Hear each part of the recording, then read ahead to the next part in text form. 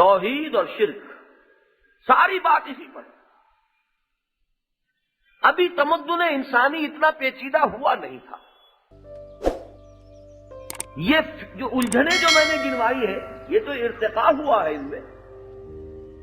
سب سے ابتدائی الجھن جو پہلے ہی سے ہوگی وہ تو مرد اور عورت کے درمیان توازن کی الجھن ہے، لیکن ابھی نظام اجتماعی تھا ہی کہاں کہ جس میں فرد اور اجتماعیت کے درمیان توازن کا مسئلہ پیدا ہوا ہوتا۔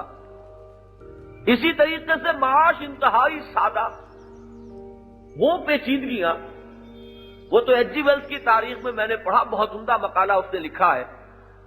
رومن امپائر میں پہلی مرتبہ ہوا کرنسی کا رواج، اس سے پہلے کرنسی نہیں تھی، اور ساری پیچیدگیاں معاشیات کی اس کرنسی کی ایجاد کے بعد پیدا ہوئی، اس سے پہلے کوئی پیچیدگی نہیں۔ ایک کرگے پر بیٹھا ہوا کپڑا بن رہا ہے، دوسرا جو ہے میدان میں گیا ہے کھیت میں، اس نے گندم بوئی ہے، یہ ایکسچینج کر لیتے تھے، بارٹر ہوتا تھا۔ اسے جو کپڑا بن رہا ہے اسے بھی آخر پیٹ میں کچھ ڈالنا ہے، وہ اس سے کچھ چنے یا گندم لے لے گا، اور وہ جس نے جا کر کھیت میں کام کیا ہے اسے اپنا تن ڈھانپنا ہے، وہ اس سے کپڑا لے لے گا۔ ہولڈنگ ہو نہیں سکتی، چنا کتنا رکھ لیں گے اپنے پاس، کب تک رکھیں گے؟ وہ کپڑا جو ہے وہ کتنا بن بن کے رکھتا چلا جائے گا؟ ہاں، جب معاملہ یہ ہو گیا کہ یہ ایک تولہ، یہ ایک پیس جو سونے کا ہے، یہ مساوی ہے اتنے 100 من گندم کے، اور اس میں اتنے تھان کپڑے کے آ سکتے ہیں، وہ آپ نے سونا یہاں سنبھال کے رکھ لیا۔ اب ایک پرچیزنگ پاور آپ کے ہاتھ میں کنسنٹریٹ ہو گئی۔ یہاں سے ایچ جی ویلز کے الفاظ یہ ہے کہ انسان کو کچھ شعور نہیں تھا کہ یہ کرنسی ایجاد کر کے کتنی بڑی لعنت کا توپ اس نے اپنے گلے میں ڈال دیا، مجرد کرنسی۔ تو جب تک یہ نہیں تھا پرابلم کہاں تھے؟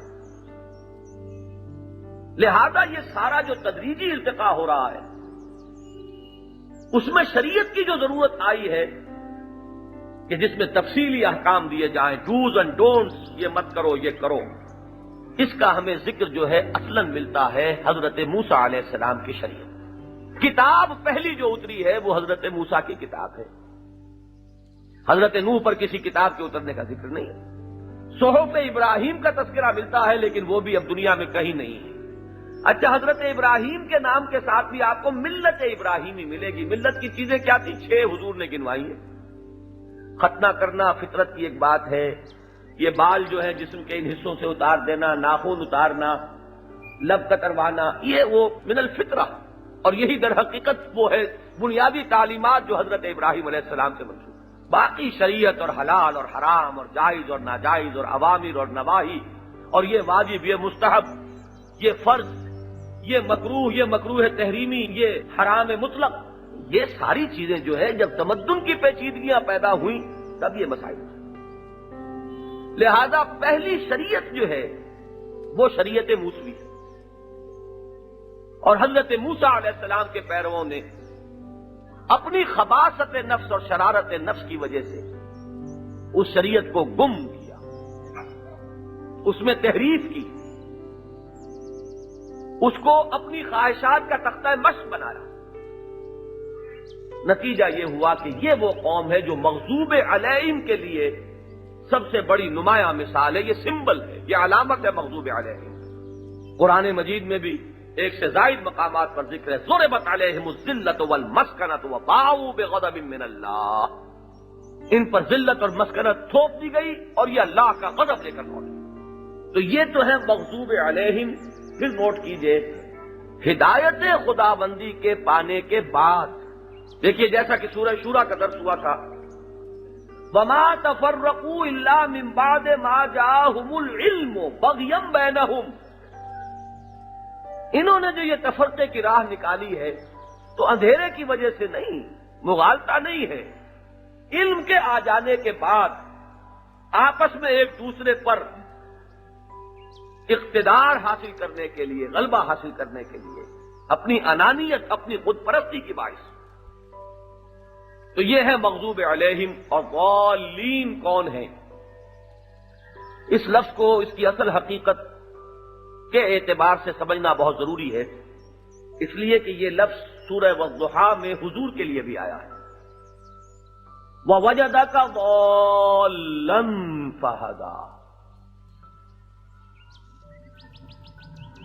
اس لفظ کا مفہوم یہ ہے کہ یا تو ابھی کوئی ہدایت کا طالب ہے، اسے ہدایت دی نہیں گئی، کوشاں ہے، متلاشی ہے، اس کے حصول کے لیے محنت کر رہا ہے، اور یا یہ کہ کسی وقت کسی نیکی کے جذبے میں حد اعتدال سے تجاوز کر کے اس صحیح راستے سے کہیں ہٹ گیا ہے. یہ دو مفہوم ہے ضال کے. ایک تیسرا مفہوم بعض حضرات صرف نکتہ آفرینی کے طور پر پیدا کرتے ہیں، اور وہ یہ کہ اگر کوئی شخص کسی کی محبت میں اس کیفیت کو پہنچ جائے کہ اس پر محبت کا غلبہ ہو جائے، مغلوب الحال ہو جائے محبت میں، تو یہ بھی ضال کا لفظ اس پر اس کا اطلاق ہو جائے. یہ اصل میں ساری کوشش اسی لیے کرتے ہیں کہ حضور کے لیے جب یہ لفظ آ گیا تو اب اس کی کوئی تعبیر ایسی ہونی چاہیے کہ حضور پر عشق خداوندی کا غلبہ ہو سکتا. آپ محبت خداوندی سے مغلوب الحال تھے، تو حضور کے لیے چونکہ یہ لفظ آ گیا لہذا، لیکن یہ معاملہ صرف نکتہ آفرینی والا ہے. اچھی طرح جان لیجئے اس کے دو ہی مفہوم ہیں. ایک تو وہ شخص جس پر ابھی ہدایت منکشف نہیں ہوئی، ہدایت کی طلب ہے شدید، اس میں وہ غور و فکر کر رہا ہے، سوچ بچار کر رہا ہے. التفکر والاعتبار جو شرح حدیث میں لفظ آیا ہے، غور و فکر، عبرت پذیری کے مراحل سے گزر رہا ہے. طالب ہدایت ہے، ہدایت ابھی منکشف نہیں ہوئی. اور ایک وہ کہ جس کو ہدایت ملی تو تھی، اس نے اس کے اندر ایک غلط رخ اختیار کیا ہے، لیکن خباثت نفس کی وجہ سے نہیں، بلکہ نیکی ہی کا جذبہ ہے کہ جو کچھ غیر متوازن ہو گیا ہے. یہ بھی ضال ہوگا.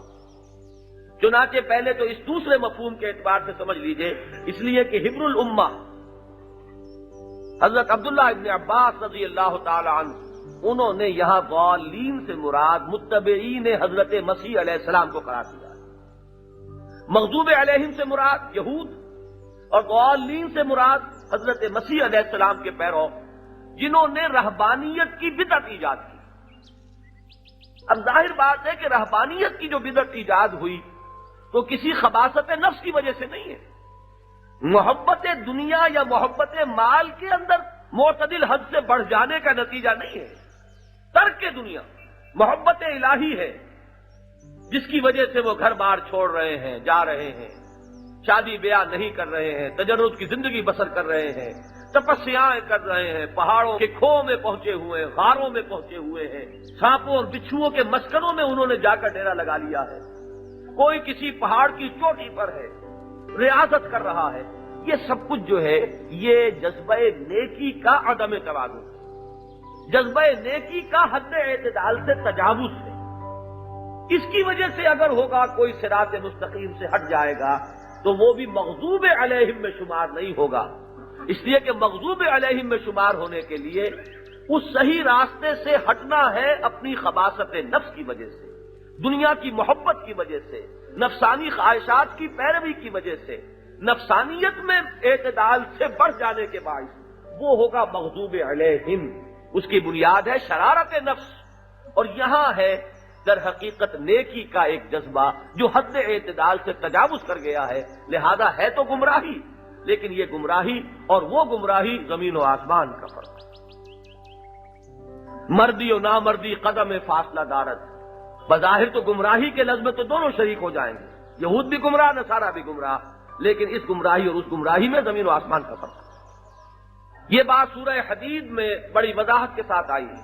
وَرَهْبَانِيَّةً ابْتَدَعُوهَا مَا كَتَبْنَاهَا عَلَيْهِمْ إِلَّا ابْتِغَاءَ رِضْوَانِ اللَّهِ. یہ رہبانیت کی بدعت انہوں نے خود ایجاد کی، ہم نے وہ ان پر فرض نہیں کی. ہم تو فاطر فطرت انسانی ہے، ہم نے بنائی ہے انسانی فطرت، اس کے تقاضوں کو ہم خوب جانتے ہیں.